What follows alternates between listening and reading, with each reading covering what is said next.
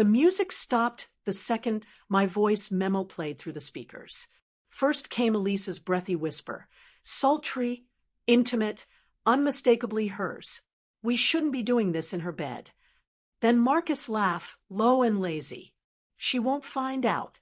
She's clueless. I didn't flinch. Not when the crowd gasped. Not when champagne flutes clinked against marble in nervous tremors. Not even when my mother's face turned ghostly behind the mountain of lilies she insisted on decorating the head table with. Elise's fingers flew to her mouth. The blood drained from her face. Marcus looked like someone had yanked the floor out from under him. And me, I just sat there. I lifted my glass of wine, took a sip, and exhaled slowly. Everything I'd been holding in for the past 6 months, the lies, the sleepless nights, the unanswered questions, it all released in one long, quiet breath. I watched the moment fall apart. The wedding Elise had dreamed about since she was 15. The groom she had stolen right from under my nose. The fairy tale she thought she could fabricate out of someone else's pieces. All of it crumbling.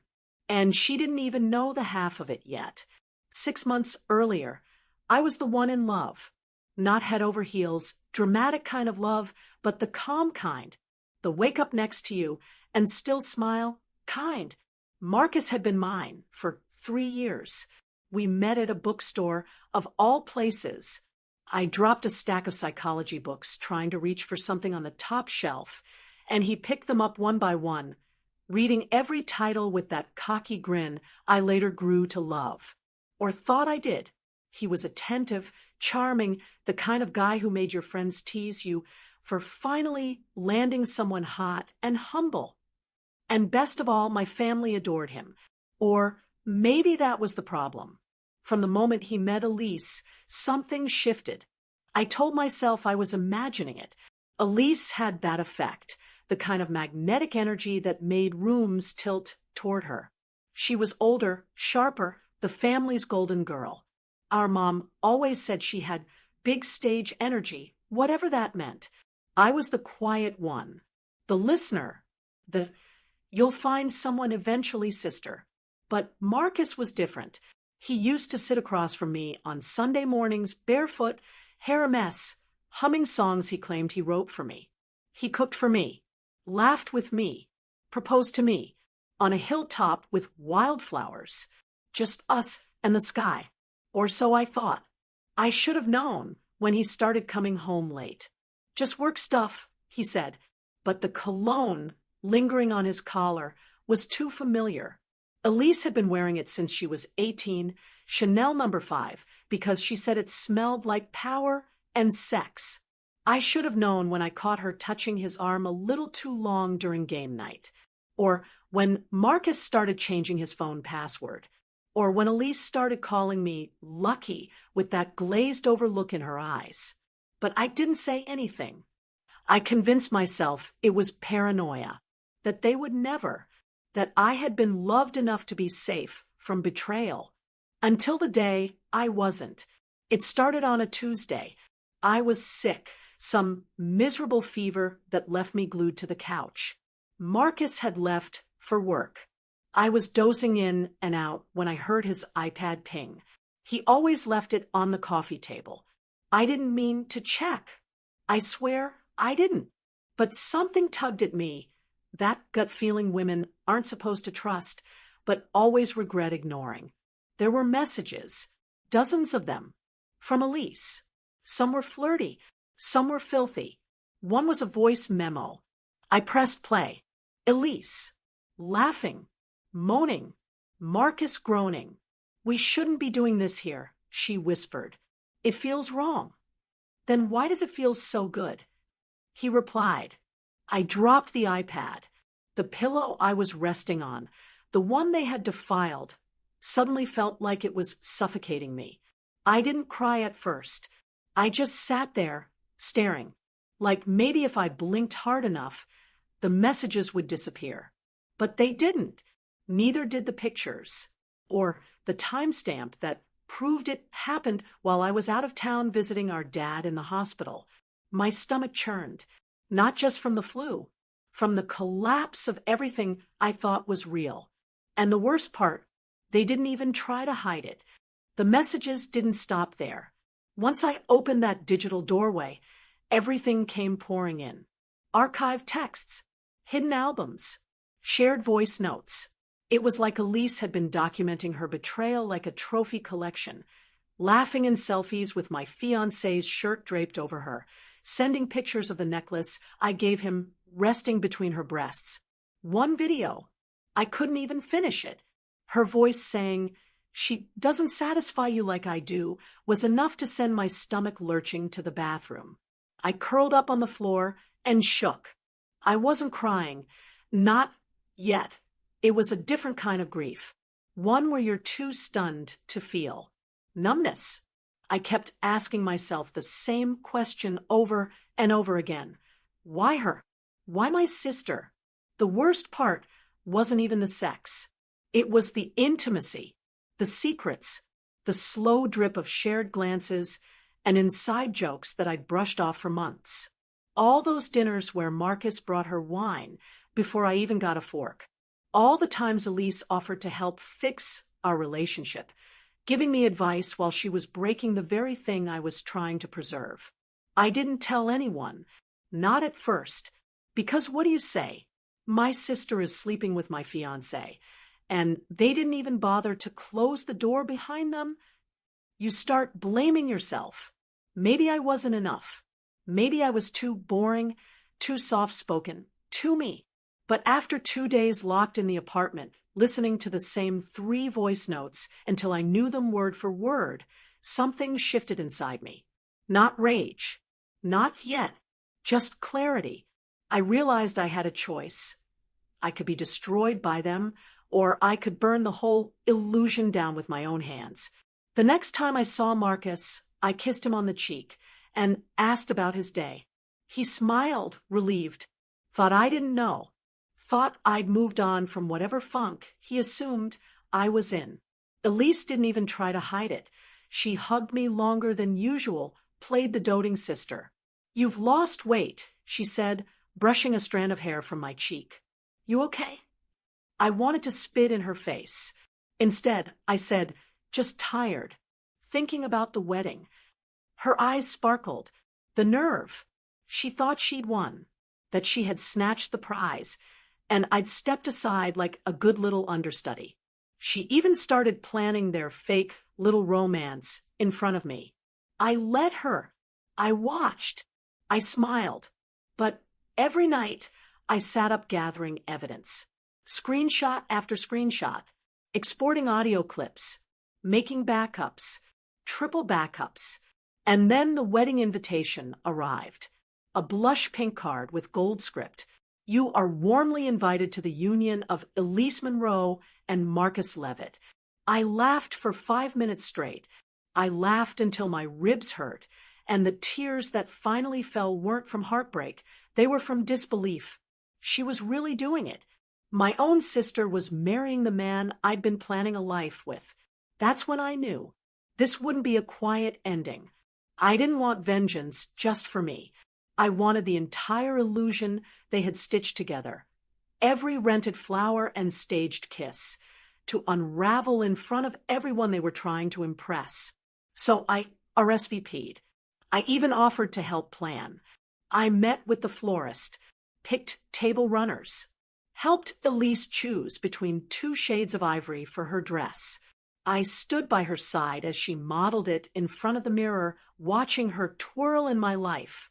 And all the while, she smiled that fake little smile, the one that said, "I won." I let her have it, because what's more satisfying than letting someone build their perfect lie, brick by brick, knowing you're going to detonate at the moment it's complete?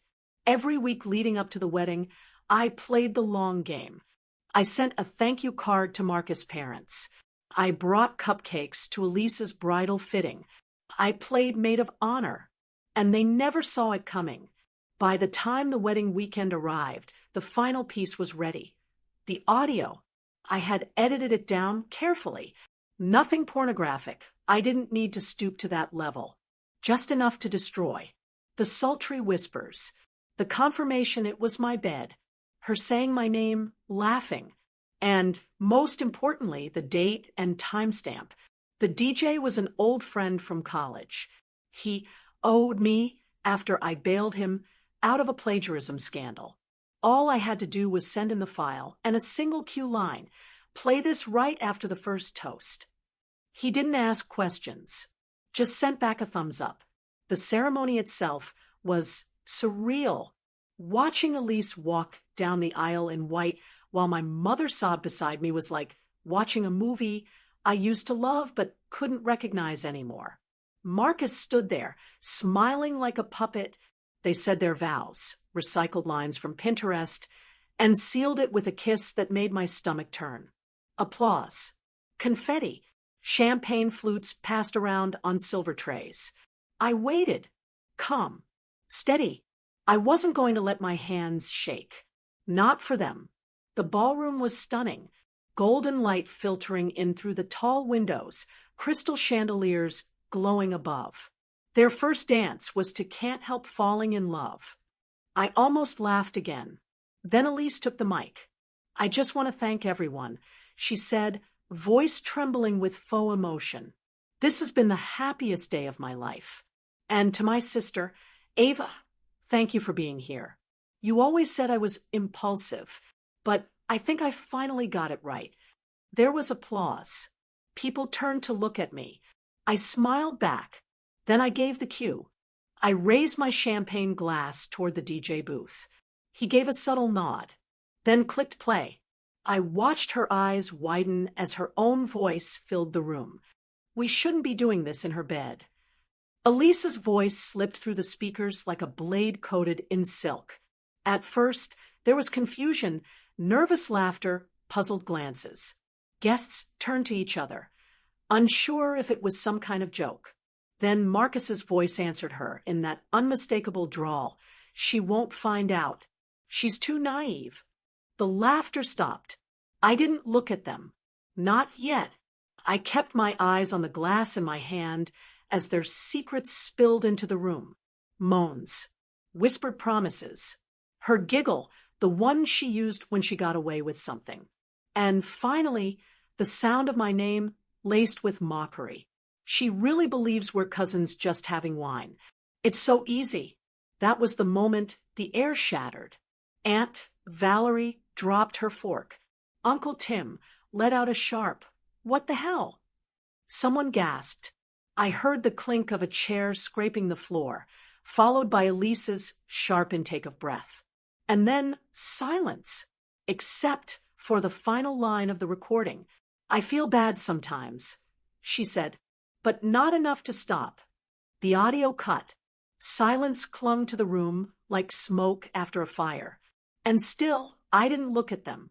Not until the DJ, pale as a ghost, awkwardly cleared his throat and said into the mic, "Ladies and gentlemen, dinner will be served shortly." Then I turned. Elise was frozen, her bouquet hanging limp in her hand. Marcus looked like someone had thrown a bucket of ice water over him. His mouth opened once, then again, but no sound came out. My mother was staring at them in horror. My father stood, hand trembling against the edge of the table, muttering my name like a prayer. I stood slowly, walked up to the front, past the guests, past the table where Elise had spent weeks deciding between blush roses and peonies. I reached the stage and took the mic. I said calmly, I thought about sending this to just our parents, maybe to the marriage registry office. But then I realized, no, this isn't something that should be hidden. Not after everything you two did in the dark. I turned to them. Finally, Marcus's face was gray. Elise was shaking. 3 years, I said. 3 years he was mine. I shared my life, my home, my dreams with him. And you, I looked straight at her. You were supposed to be my sister, my blood, my protector. She tried to speak. I cut her off. But instead, You made love to him in the bed I bought. You kissed him while I was tending to our dying grandfather. You stole from me with a smile on your face, then asked me to help you pick centerpieces. I paused, letting my words sink in. The guests were dead silent. Even the waitstaff had stopped. I hope it was worth it, I said, setting the mic back down. Because now, you've got nothing but each other. I walked away. The ballroom erupted, not with cheers or applause, but with murmurs. Guests rushing to gather their things. Parents ushering kids out early. One of Marcus's groomsmen stared at him like he didn't even know who he was anymore. I didn't stay to watch the whole collapse. I didn't need to. I slipped out through the kitchen hallway, past the waiters who gave me small, stunned nods of sympathy, and stepped into the cool evening air. For the first time in months, I could breathe. My phone vibrated in my clutch. A message from Elise. You humiliated me. I hope you're proud. I didn't reply. Another one followed. I loved him. We didn't mean for it to happen. Still nothing. Then Marcus. Please talk to me. I'm sorry. I messed up. I blocked him and walked home. The days after were strange. Elise tried to spin the story, claimed the audio was edited, a manipulated prank. But no one believed her. The evidence was too clear. The wedding was never legally filed. The marriage never recognized. She had told everyone Marcus was from overseas on a temporary artist's visa. What she didn't realize was that the wedding paperwork was part of his visa extension application. When she bailed, and believe me, she bailed hard, his application collapsed. ICE got involved. He was on a flight home by the end of the month. Elise lost more than just her dream wedding. Our parents cut ties for a while. She lost her job. Turns out sleeping with your sister's fiancé and then lying about it in front of half the county doesn't make you a great face for a PR agency. She called me once from an unknown number. I didn't answer, but she left a voicemail.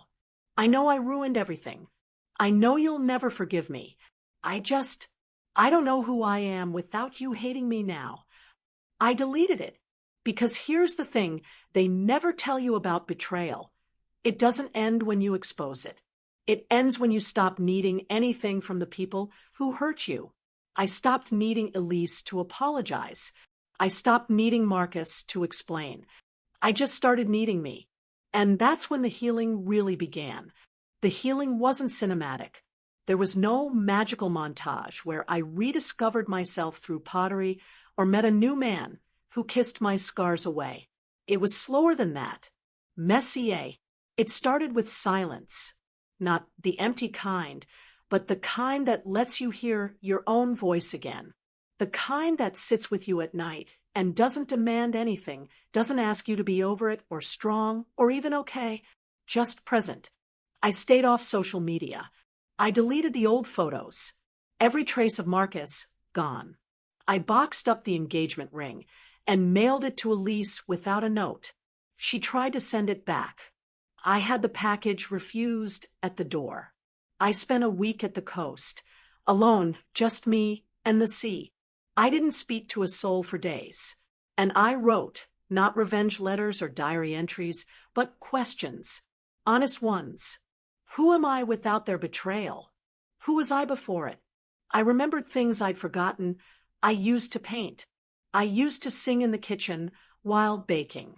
I used to call my grandmother every Sunday and tell her about the little victories, a new client, a good day, a stranger's compliment. They had taken those things from me, but not anymore. Bit by bit, I reached in and pulled those parts back out. I moved. New apartment. New city. No traces. The couch Marcus picked, left behind. The coffee mugs Elise bought me just because, gone. I got a new job, one that didn't remind me of the places we used to go together. The first time I laughed in the office, really laughed, it startled me, like my soul had remembered what it was like to be untouched by them. People often say revenge doesn't heal, That exposing someone doesn't erase the wound. They're right. But sometimes revenge isn't about erasing. It's about reclaiming. I didn't destroy Elise to feel better. I did it so she'd stop pretending to be innocent while wearing the mask of a bride. I didn't ruin Marcus's life. He did that all on his own. I just turned up the volume and let the world listen. They didn't deserve to walk into that ballroom untouched, showered in praise, standing on a platform they built from my broken trust. And now, when I sleep, I don't dream of their betrayal. I dream of mornings that smell like coffee and lavender. I dream of empty beds that feel safe, not lonely. I dream of a version of me that isn't defined by what they took, but by what I rebuilt with the ruins they left behind. A few months after the wedding that wasn't, I ran into one of Elise's old college friends at a bookstore. She recognized me instantly. "Oh, my God," she said, blinking. "You're the sister." I braced myself, but she smiled genuinely. "That audio," she whispered, glancing around. "Legendary. I mean, devastating, but iconic. The way you handled it, that took guts." I thanked her and tried to move on, but she added something that stuck with me. "You didn't just expose them. You reminded everyone that being quiet doesn't mean being weak." That night, I stood in my tiny new kitchen, barefoot, stirring pasta while a thunderstorm tapped against the window. I felt that same peace again, the kind I hadn't known in years. And I realized I hadn't just lost them. I'd found myself. Months turned into a year. Elise moved to another state. Last I heard, she was going through some sort of spiritual awakening, yoga retreats, journaling, cold plunges. She never reached out again. Marcus tried one last time. A letter, handwritten, mailed from wherever he ended up. He said he missed the life we almost had. I burned it unread, because I didn't miss the almost. I was too busy living the real thing. Love found me again, not in the grand, sweeping way movies promise, but in the form of a man who asked me how I liked my eggs and actually listened. Who didn't flinch when I told him about the past, but held my hand through it. He never tried to fix me. He just sat beside me quietly until I no longer needed fixing. Now, when people ask me about that day, about the wedding, I don't get angry. I just smile. Because the truth is, they handed me the match. I simply chose to strike it. And when the fire burned through the lies, the betrayal, the shame, it revealed someone underneath I'd forgotten. Someone strong. Someone free. Someone who never needed them to begin with. Last week, I baked again, lemon tarts. I played music too loud and danced in my pajamas. The same old playlist. The same kitchen moves. But this time, the laughter was real. As the oven timer dinged, I stood there for a moment, holding a single tart in my hand, staring out the window at a rain-slicked street. And I thought of her, Elise, in whatever city she now haunted, wondering how it all slipped through her fingers. I took a bite, still warm, still mine. There, in that quiet little kitchen, I finally let it all go, not for her, not for Marcus, for me, because forgiveness isn't about forgetting what they did. It's about refusing to let it define who I am anymore. And that, right there, that small, defiant piece, was the sweetest revenge of all.